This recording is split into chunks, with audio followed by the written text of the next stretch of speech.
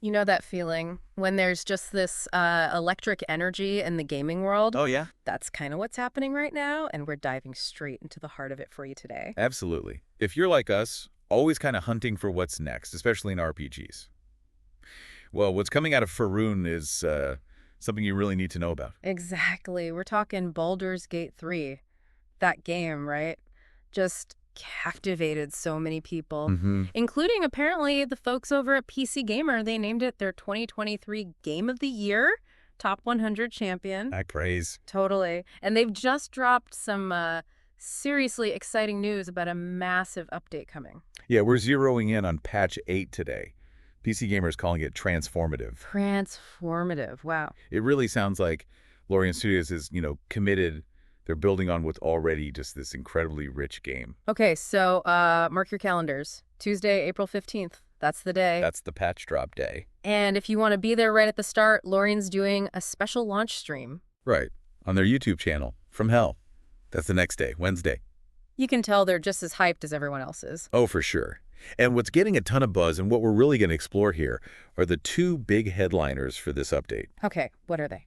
A staggering 12 new subclasses. 12! 12. And finally, the arrival of the photo mode.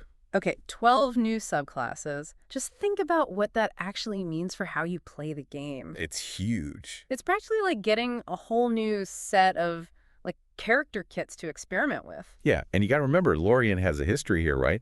They deliver these big post-launch updates. Like patch 5, remember that?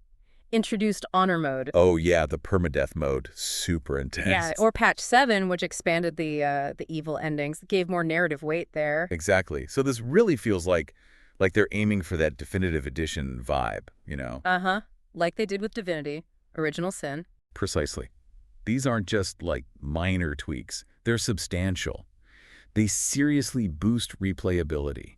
Long-term appeal for you. And PC Gamer says patch 8 isn't just big, it's shaping up to be one of the biggest yet for Baldur's Gate 3. That phrase, biggest yet, really gives you a sense of the scale, doesn't it? It does. And leading that charge, obviously, are those 12 subclasses. Mm-hmm. What's really cool is that it's one-to-one. Meaning? Every single core class in Baldur's Gate 3 gets a brand new subclass. A new way for you to play it. Wow. That's just a massive injection of fresh strategy customization. Totally. And you can really feel the excitement from the PC Gamer author about this. Yeah. They literally said it felt like Christmas and my birthday rolled into one. Okay, that's some serious enthusiasm. Right. It's infectious. It just highlights the potential these things hold for your next playthrough. Or maybe your first. And what's an early buzz from the playtests? Well, it sounds like the Hexblade Warlock Uh-huh. and the Booming Blade spell are getting a lot of attention. They're calling them the new hotness. The new hotness. Okay, so probably pretty strong, or at least interesting. Seems that way. So I guess they offer some really powerful, engaging ways for you to build characters. Like the Hexblade, lets charisma-focused characters really shine in melee. Okay, interesting. And the PC Gamer author, they already have a build plan? We've already plotting. Yeah. Multi-class. Hexblade 1, Swashbuckler 11. Whoa. Okay, combining that arcane might with martial flair. Exactly. Gives you a glimpse of the theory crafting that's already happening out there among players like you. It really shows how these new additions can mesh with the existing system, right? Unlock completely new character concepts for you. For sure. And they also mentioned a fondness for the Arcane Archer subclass. Ah, yeah, that has a history in D&D video games. Right. So for you listeners who've been playing digital D&D for years, that's a familiar name coming to Baldur's Gate 3's world. It's that mix, isn't it? The familiar and the brand new. Yeah. Players who liked Arcane Archer before will want to see Lorien's take. Mm-hmm. Newer players, just another exciting option for them to maybe build a character around. Okay, let's shift gears. Photo mode. Right. The other big one. And the author made an interesting point. Like, maybe they wished they had it earlier for, making article thumbnails. Yeah, practical needs. But it's still a really welcome feature for you as a player. Oh, absolutely. Even if, the immediate professional need changed, it gives you a fantastic way to capture and share your own stories. Yeah. Imagine framing those amazing views, or like a critical hit moment in combat. Or just the funny character interactions. Yeah. Now you'll have the tools to, immortalize that stuff. Share it. And it sounds like it's already got a bit of a fun history. PC Gamer mentioned it being shown off early with examples that were haywire with memes. Yeah, which suggests it's going to be Flexible, maybe a bit quirky, lets you be creative, share your adventures in maybe some unique ways. Adds personality, doesn't it? Not just a sterile tool. Seems designed for fun community stuff. Exactly, fostering more engagement around the game and the cool moments you'll create. Now, the timing of this, let's talk about that. PC Gamer pointed out that late April looked kind of quiet on the gaming front. Yeah, like a bit of a lull. Calm before the storm, maybe. Before the big May releases like Doom, The Dark Ages, and Elden Ring Night Rain. Right. So Larian dropping this now. It's a really sharp observation. It emphasizes the impact this patch could have for you. By releasing it during this quiet spell, Larian basically ensures BG3 stays front and center. Yeah, keeps it the topic of conversation, makes it the place for you to be playing. You used a great analogy. Said Larian lobbed a grenade into this quiet period. Huh. That paints a picture, right? Just stirs everything up, generates excitement, draws players like you back. Yeah, it's definitely a smart move strategically. Keeps the game fresh in your mind, gives you a reason to jump back in or start for the first time. Right before other big games land. Exactly. And the author threw in that funny bit wishing they'd finished their replay of the original Baldur's Gate games before this dropped. Oh, I feel that. So many of us can relate, right? Your careful gaming schedule just gets blown up by an awesome update. Totally. It just speaks to the sheer depth of BG3, how much time you can sink into it.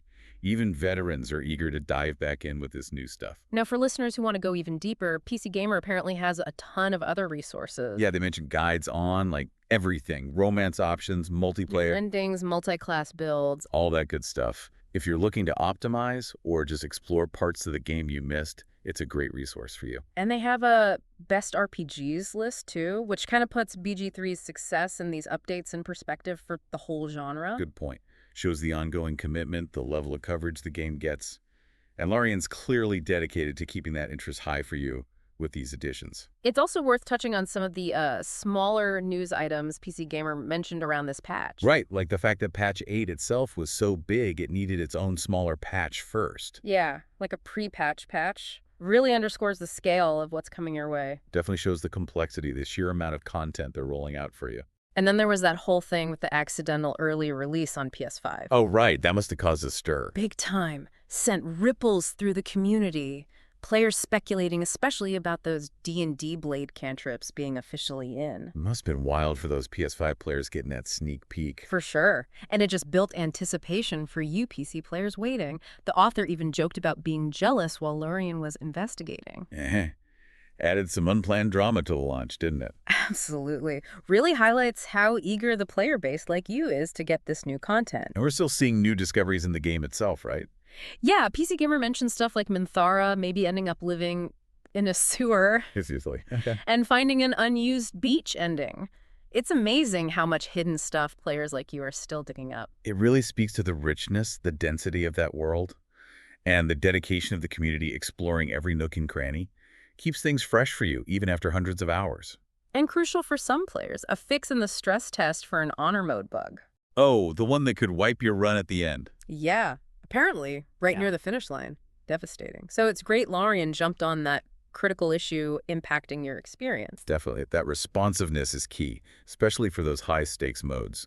Builds trust. Here's a fun little tidbit, too. Doug Cockle. Gerald. The voice of Geralt of Rivia from The Witcher. He voices a character in Baldur's Gate 3. No kidding. That's cool. Yeah. A little Easter egg for fans. Right. Always need to hear familiar voices. Shows the quality of the voice acting all around, too. For sure. Nice little nod for you RPG fans. And for the min-maxers out there, you know, those of you optimizing everything. Yes. PC Gamer mentioned finding a way to get the best assassin armor without making certain morally gray choices. Oh. This involves some skillful pickpocketing from a ghost. Okay, leave it to the players to figure that stuff out. Clever workarounds within the game's systems. It really shows the intricate mechanics, the player agency, often multiple ways for you to get what you want, even Top Gear. And finally, they noted one of the new cantrips, you know, those basic spells you can always cast. One that was maybe a bit OP, a little too strong in the stress test. It's been rebalanced. Good. Shows Larian's watching, tweaking, making sure the new stuff fits without breaking the game balance for you. That ongoing refinement is so important for post-launch support, isn't it? It's crucial. Shows commitment to making sure the new content enhances your experience, doesn't disrupt it. Okay, so let's wrap this up for you. Big picture, Baldur's Gate 3, massive update incoming, Tuesday, April 15th, patch 8.